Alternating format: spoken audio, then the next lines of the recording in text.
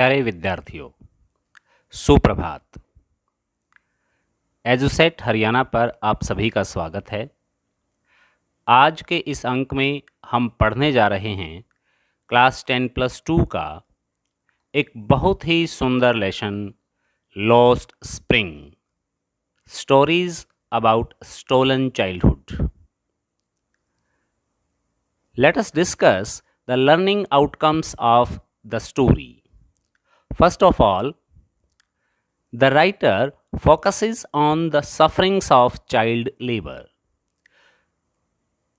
She focuses on the plight of child labor and importance of their schooling. The readers become sensitive towards child labor activities and the importance of schooling for the children. The readers of the story or the students can understand different figures of speech used in the story. And the readers or the students can understand the importance of education in human life. It also focuses on value of independence or the master of one's own business. The difference between the master of one's own business and the difference between a job. It also focuses on the responsibilities of society or some well-to-do people of the society.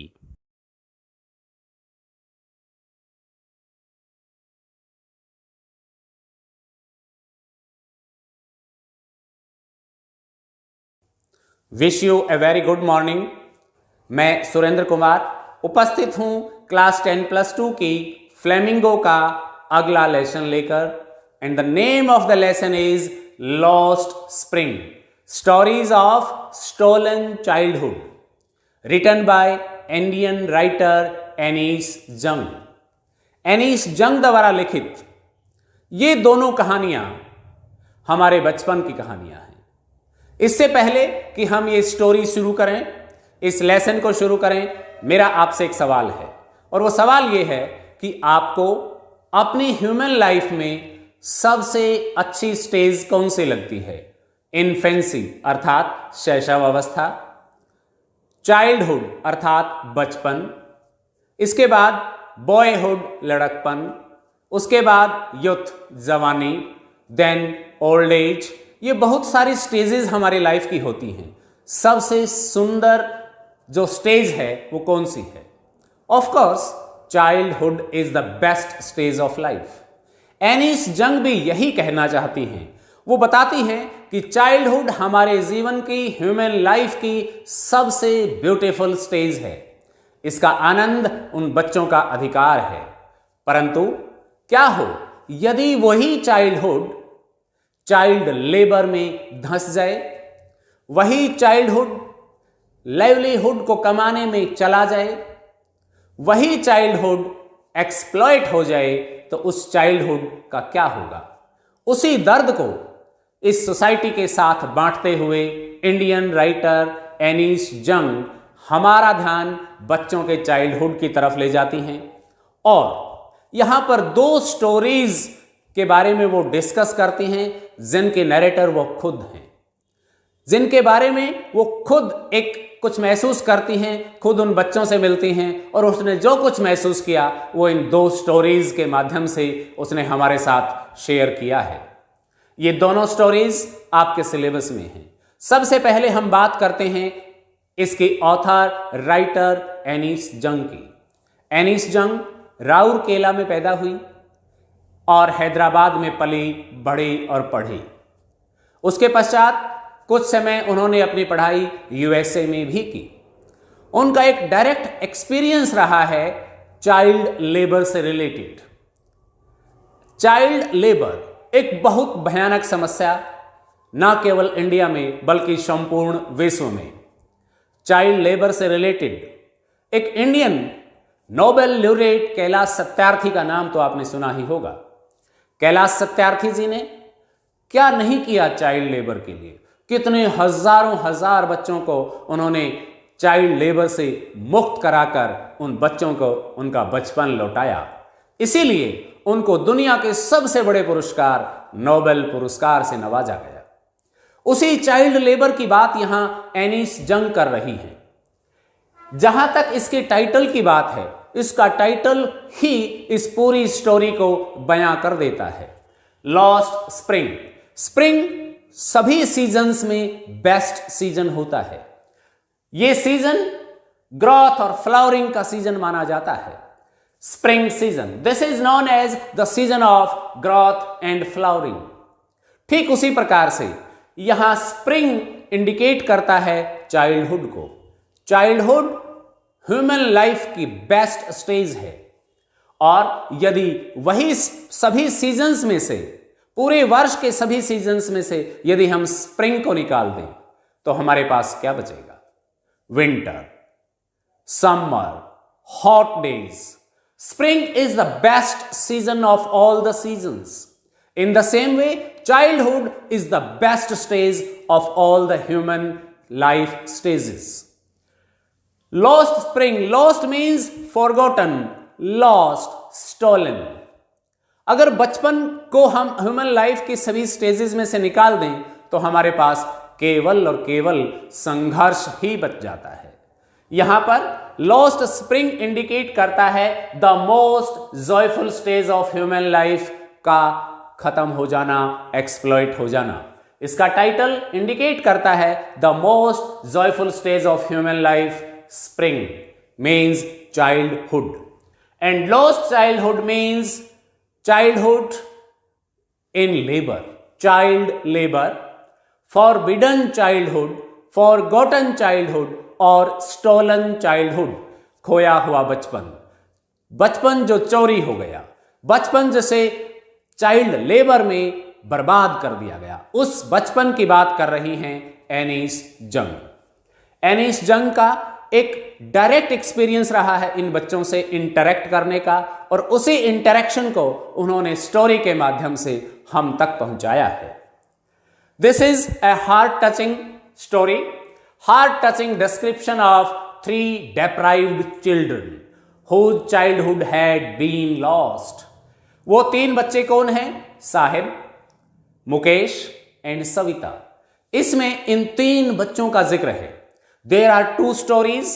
The first story, story 1 is, the name of the first story is sometimes I find a rupee in garbage.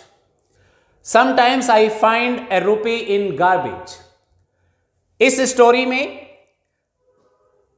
Sahib ए आलम नाम का एक character है जिसे short में साहिब कहा जाता है। इसके नाम में ही आयरनी है, विडंबना है।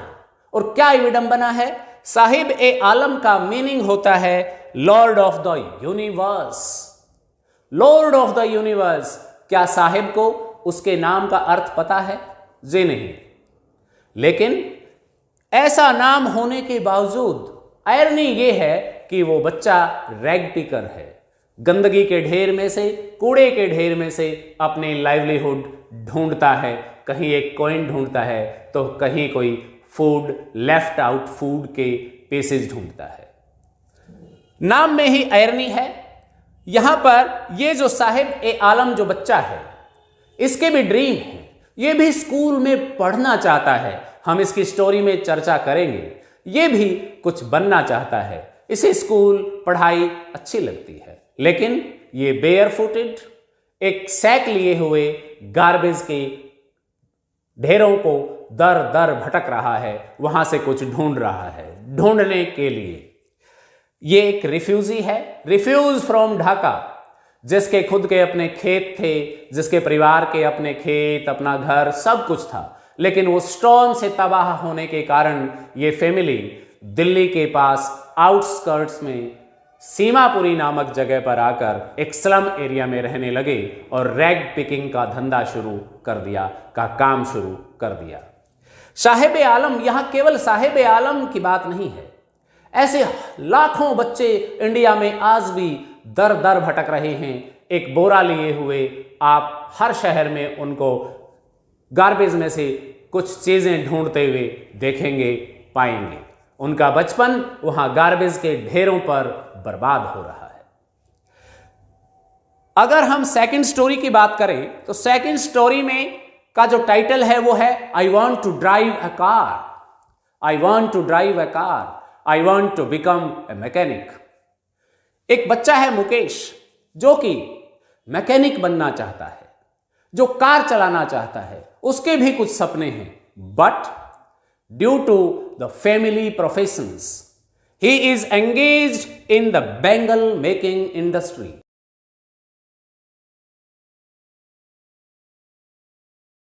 Old age profession of their families in Firozabad, bangle making industry. Although he wants to become a car mechanic, he wants to drive a car, but he is forced to do the job of bangle making. यहां पर अगर हम बात करें इस story के माध्यम से एनीस जंग life of bangle makers and their families के बारे में डिस्क्राइब करती हैं। इन दोनों स्टोरीज की अगर हम थीम की बात करें तो इनकी थीम है पावर्टी, एक्सट्रीम पावर्टी। इनकी थीम है चाइल्ड लेबर, और ये पावर्टी और चाइल्ड लेबर इन बच्चों को पहुंचा देती है एक्सप्लॉयटेशन में। They are forced to work, they are forced to rag picking और बैंगल मेकिंग। आइए अब इन स्टोरीज को वन बाय वन डिटेल में डिस्कस करते हैं।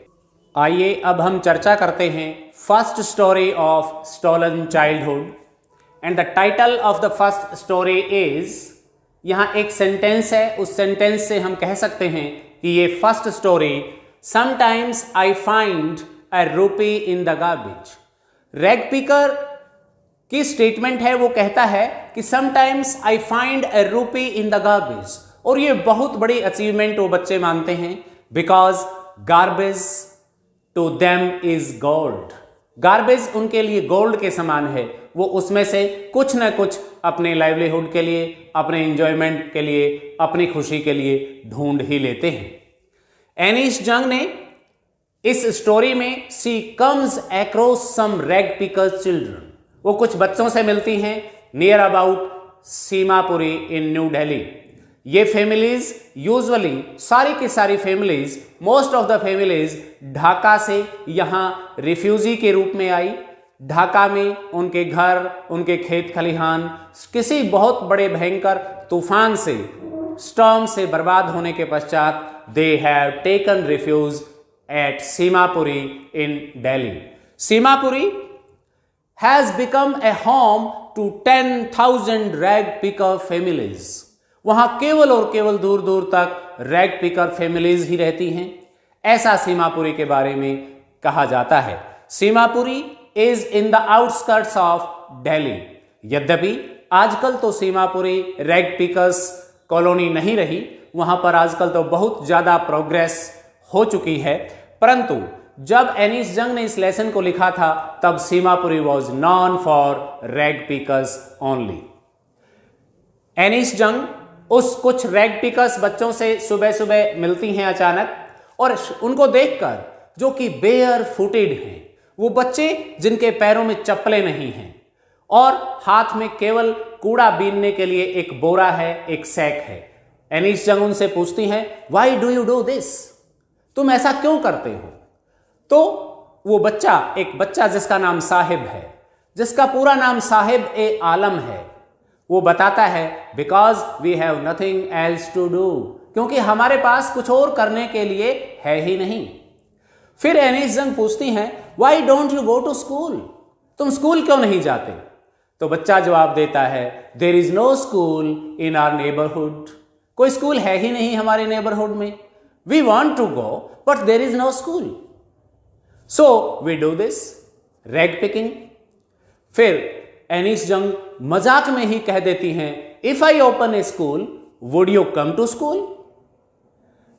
Sahib becomes very much happy and he says, yes, I will definitely join your school. And उसके बाद जब भी एनीस जंग उसको मिलती हैं तो वो भागकर खुशी से एनीस जंग के पास आता है और पूछता है, have you started the school? I want to join. देखिए कितनी तीव्र इच्छा है उसकी स्कूल जाने की, लेकिन उसका चाइल्डहुड रैग पिकिंग में बहुत ज्यादा डेप्थ तक घुस चुका है और कोई स्कूल ना होने की वजह से, कोई हेल्प ना होने की वजह से वो बच्चा रैग पिकिंग करने के लिए मजबूर है। ऐसे लाखों बच्चे इंडिया में आज भी रैग पिकिंग कर रहे हैं। यदि उनको वो फैसिलिटीज, वो सुविधाएं और वो गाइडेंस मिले, they may join the school. यहां पर जब वो बच्चा ये पूछता है have you begun, have you started the school, तो एनीस जंग को अपने आप में बड़ा गिल्टी फील होता है, क्योंकि ऐसे ही कह दिया था उसने। तो actually she didn't want to open a school, उसने तो बस यूं ही बोल दिया था। और जब वो बच्चा बार बार उससे पूछता है तो उसे अपने आप को गिल्टी महसूस करती है। इस प्रकार से हम कह सकते हैं कि they wanted to join the school because they have desire to go to school. Rag picking ही उनका एकमात्र व्यवसाय बन गया है। रैग पिकिंग हर व्यक्ति के लिए अलग अलग मायने रखता है, उसके अलग अलग मीनिंग हैं। Livelihood for parents, for elders के लिए वो आजीविका है, लाइवलीहुड है, उनका पेट पलता है। But fun and treasure hunt, enjoyment for the children. लेकिन रैग पिकर बच्चों के लिए वो एक मजा है, एक आनंद है, या एक ट्रेजर हंट है जहां उन्हें कभी कभार सिक्के भी मिल जाते हैं, कॉइन्स भी मिल जाते हैं। उस समय बड़ी खुशी उन लोगों को होती है। यहां पर एनीस जंग पूछती हैं why don't you go to school, there is no school in my neighbourhood, if I open a school would you join? Yes, he becomes happy. Rag picking, इस स्टोरी में साहिब रैग पिकिंग को छोड़कर एक बार एक tea stall पर एक employ बन जाता है। ₹800 पर मंथ प्लस फूड की सैलरी में उसको फूड मिलता था और ₹800 पर मंथ मिलते थे। इस प्रकार से इस स्टोरी में उसने दो काम किए। First one is rag picking, second one is job at a tea stall as a tea stall boy, चाय ले जाने वाले लड़के के रूप में। आइए ये दोनों व्यवसाय, ये दोनों प्रोफेशन उस बच्चे के लिए, साहिब के लिए क्या मीनिंग रखते हैं। अगर हम रैग पिकिंग की बात करें तो वो बेयर फुटेड रैग पिकिंग करता था। रैग पिकिंग उसके लिए केयर फ्री था, कोई उसको चिंता नहीं थी। एक ऐसा प्रोफेशन था उसके लिए जिसकी उसको आदत हो गई थी, जिसका बचपन उस रैग पिकिंग में खो चुका था। He was very much happy, वो खुश भी था रैग पिकिंग करके। And rag picking was a source of enjoyment for the rag picker children. उन बच्चों के लिए वो एक खुशी का सोर्स था। साहिब फिर रैग पिकिंग छोड़कर एक बार एक टी स्टॉल पर नौकरी करने लगता है, जिसकी सैलरी है ₹800 पर मंथ प्लस फूड। वो बच्चा वहां पर एक बहुत हैवी कैटल लेकर जाता है और he is not happy with that job. He is unhappy, tired and there was no enjoy. उससे पूछने पर बच्चा बताता है, साहिब बताता है कि I was the owner of my own business of rag picking. मैं खुद मालिक था, यहां मैं नौकर हूं। इस प्रकार से बच्चा टी स्टॉल पर नौकरी करने के व्यवसाय से, प्रोफेशन से खुश नहीं है। यहां पर उन बच्चों की बहुत ही करुणामय हालातों का वर्णन एनीस जंग ने बखूबी बहुत सुंदर ढंग से किया है।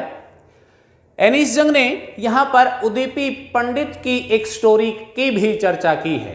उदीपी पंडित एक मंदिर के सामने की बात, जहां बच्चे पुअर, शूजलेस, जूते नहीं थे, मंदिर के पास के जूतों को देखकर रुक जाते थे और वो बच्चा प्रतिदिन प्रार्थना करता था फॉर शूज, जूतों के लिए। और they dreamed for shoes and after a long time the people were able to manage shoes and education for them. उनके लिए शूज और एजुकेशन की व्यवस्था कर पाए। क्या कोई है जो इन रैग पिकर बच्चों के लिए भी एजुकेशन का प्रबंध कर पाए, इनके लिए भी शूज आदि का प्रबंध कर पाए? यहां बहुत सारे इस तरीके के इंसिडेंट्स की चर्चा है और यहां एनीस जंग बताना चाहती हैं कि education is the only solution to it. इसका एकमात्र उपाय है एजुकेशन, शिक्षा, वही उन बच्चों को रैग पिकिंग या इस तरीके की एक्सप्लॉयटेशन, चाइल्ड लेबर यहां से निकालकर उनको आगे के लाइफ में प्रोग्रेस के रास्ते पर चला सकती हैं। साहिब आलम, जिसके नाम में ही आयरनी है, Sahib the Lord of the universe, और he is busy, he is exploited in child labor, he is exploited in rag picking। इस तरीके के व्यवसाय में वो बच्चे फंसे हुए हैं। ये था रैग पिकिंग की स्टोरी के बारे में, फर्स्ट स्टोरी के बारे में। आप इसके नोट्स अपने नोटबुक में नोट कीजिए, इसके क्वेश्चन आंसर्स लिखिए, इसके समरी लिखिए, और आइए अब हम दूसरी स्टोरी डिस्कस करते हैं, और वो स्टोरी है I want to drive a car, Mukesh. Dear students, आइए हम स्टोरीज ऑफ स्टोलन चाइल्डहुड की सेकंड स्टोरी को डिस्कस करें। I want to drive a car, I want to become a car mechanic. इस स्टोरी में मुकेश नाम का एक लड़का, जो कि अपनी फैमिली के साथ age old tradition of bangle making industry में फंसा हुआ है, but he thinks out of box. वो थोड़ा सा अपने ट्रेडिशन से बाहर जाकर सोचता है। He wants to leave the business, he doesn't want to be in the same profession of age old tradition, that is Bengal making. He thinks out of box, but in Firozabad none thinks out of box, none dares to think out of box. He or she has to be in the same profession. But Mukesh thinks, I want to drive a car, I want to become a mechanic. ये story Firozabad के bangle industry में फंसे हुए सैकड़ों परिवारों की है। Mukesh family is in the bangle making industry in Firozabad. Bangle making industry, हालांकि bangles are known for sanctity, purity and suhag of ladies in India, but do they know, do those brides know that who make them, and what are the conditions, dismal conditions in which these bangles are manufactured? No, they don't know. But the families of bangle making or bangle making families have been working in dismal and very poor conditions. They work in high temperature, they work in dark rooms, they work in dirty and small places. They are forced to live in dirty places. They have to work with hazardous working conditions, which are very much hazardous to their lives. How are they hazardous? Father of Mukesh, Mukesh's father is busy in making bangles. He has lost his eyesight due to glass dust and low light lamps में काम करने के वजह से या फिर glass industry में काम करने की वजह से उनकी आईसाइट जवान होने से पहले ही चली जाती है। Brother is also busy in bangle making and Mukesh bhabhi means his brother's wife take cares of the family and से performs other duties of the family.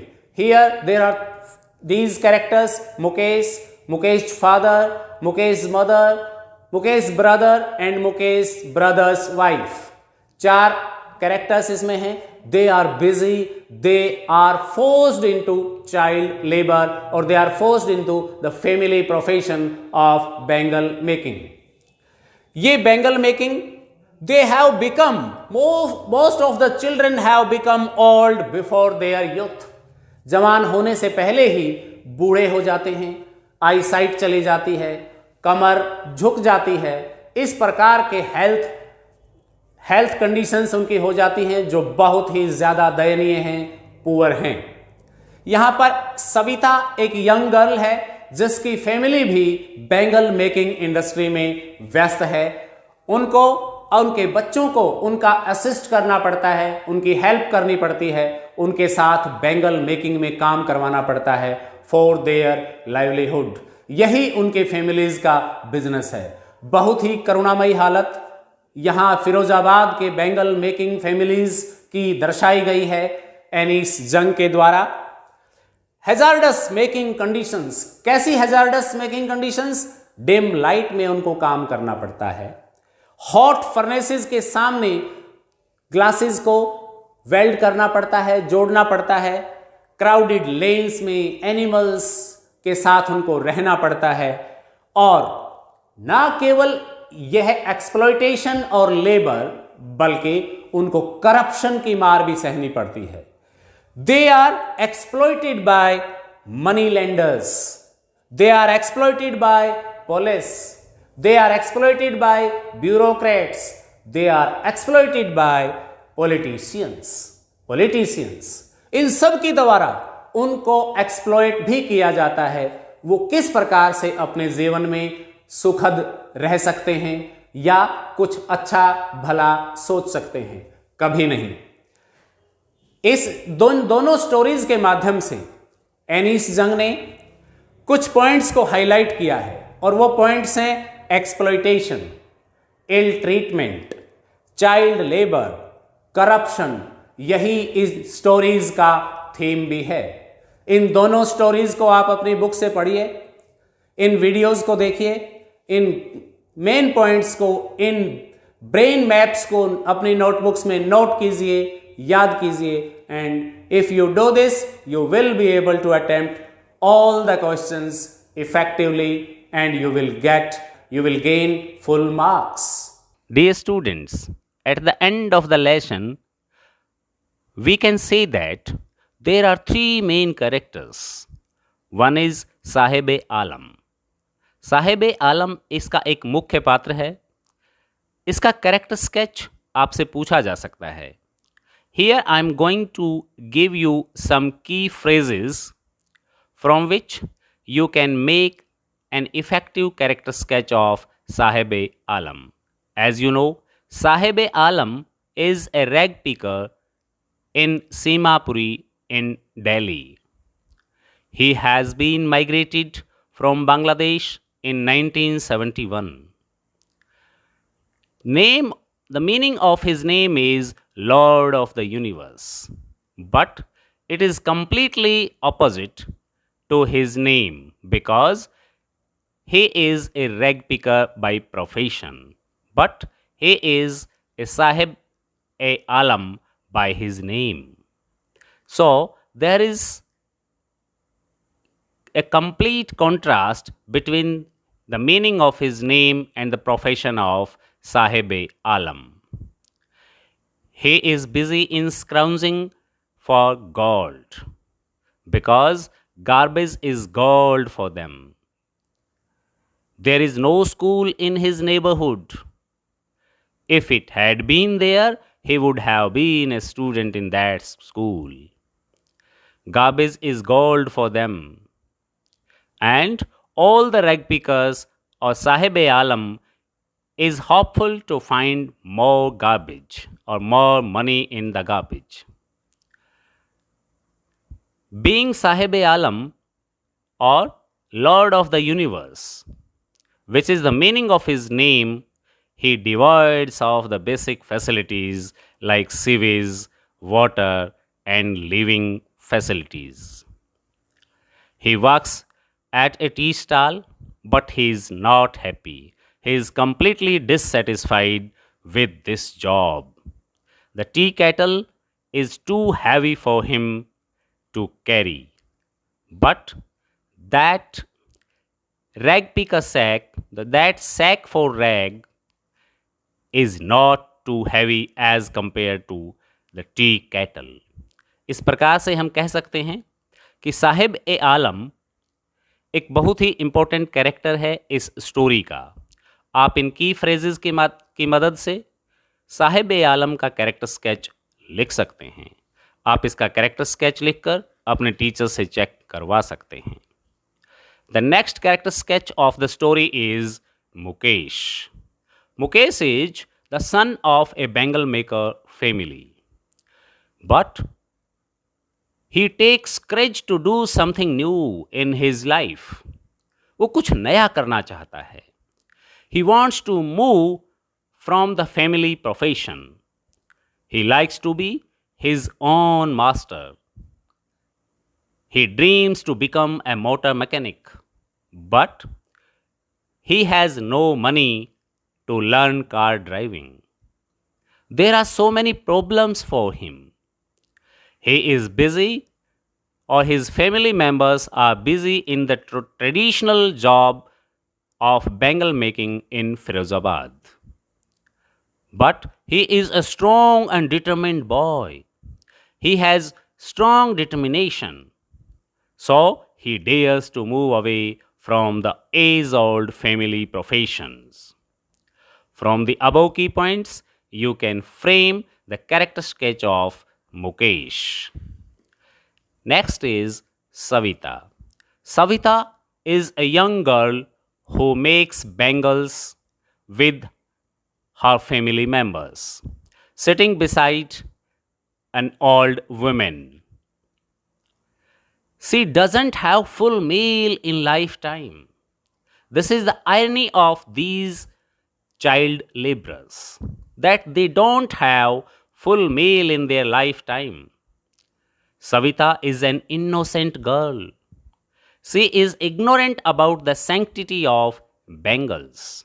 But later, she comes to know about the sanctity of bangles when she becomes a bride. But she is an efficient worker. Her hands move like tongues of a machine. She is a young girl from a bangle maker family. In this way, you can frame the character sketch of Savita using these above key points or key phrases. Write the character sketches of Sahib e Alam, Mukesh, and Savita from the story of Lost Spring, the stories of stolen childhood. Thank you very much.